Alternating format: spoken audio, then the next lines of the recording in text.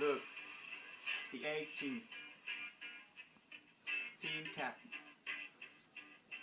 Jonas, come on.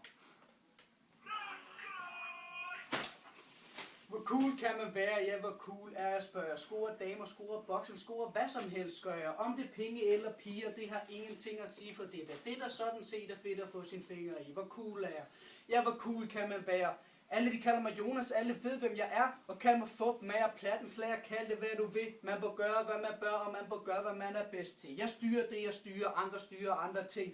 Nogle er direktører, andre sælger mad på Burger King, og dem fra 9 til 5, de går og arbejder for længe og har alt for lidt tid til at bruge deres penge. Jeg hjælper dem, de hjælper mig, og alle slipper for besværet. Sådan kan jeg lide det, sådan har det altid været. Selv i skolen var det sådan. For potentialet var der plantet sodavand og slik, og så senere cigaretter. Da min lærer sagde, at jeg nok desværre var en smule dum, så lærte jeg ham at stave til nervesanatorium. Og siden 6. var det slut med ikke at have en krone. Jeg var den første i min klasse, der fik 10 sekunder.